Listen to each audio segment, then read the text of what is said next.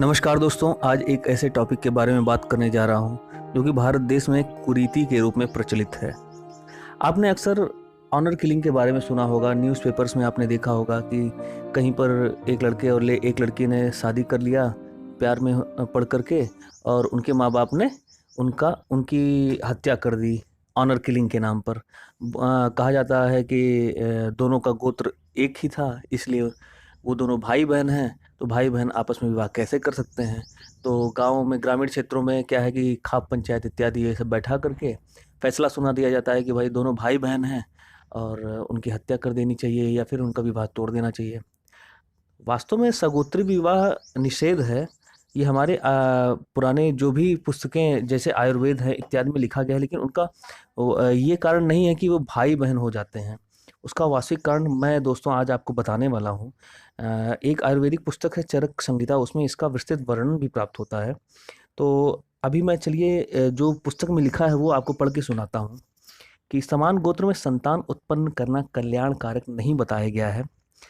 शारीर स्थान में अतुल्य गोत्र से रजः छयान्तरे से तुल्य गोत्र में मैथुन निषेध किया गया है, तथा धर्म शास्त्रों में भी बताया गया है कि अस पिंडा तुया मातुर सगोत्र च या पितुः सा प्रशस्ता द्विजाति नाम द्वार कर्मणि मैथुने। अर्थात यदि सगोत्र में संतान की उत्पत्ति की जाती है तो अधर्म होता है, और सर्वप्रथम स्त्री में धर्म अर्थ की उत्पत्ति मानी जाती है। अतः सगोत्र में संतान उत्पन्न करना धर्म की दृष्टि से हेय है। समान गोत्र में उत्पन्न संतान की बुद्धि, बल व आयु उत्तम नहीं होती है। तो आपको यहाँ पर देखिए बता दिया गया कि वास्तविक कारण क्या है। समान गोत्र में उत्पन्न संतान की बुद्धि, बल व आयु उत्तम नहीं होती है।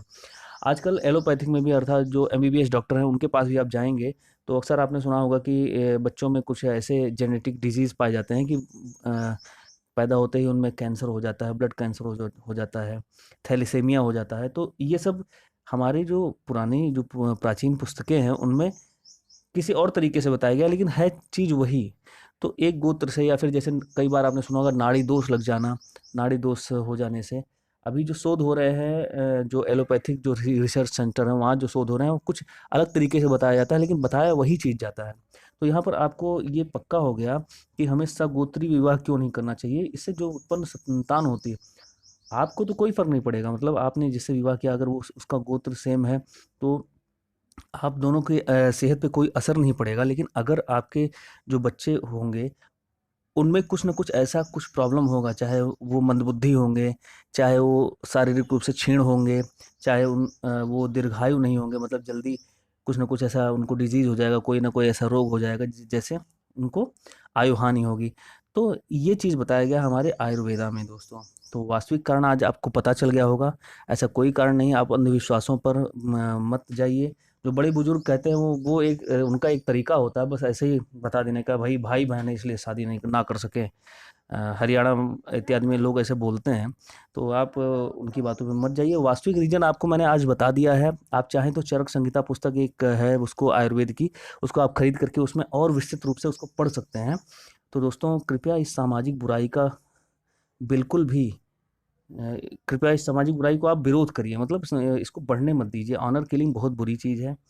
और अगर आपको वीडियो में कुछ समझ में आया हो तो प्लीज़ इसको शेयर करिए, लाइक कर दीजिए और मुझे सब्सक्राइब करिए। बहुत बहुत धन्यवाद दोस्तों।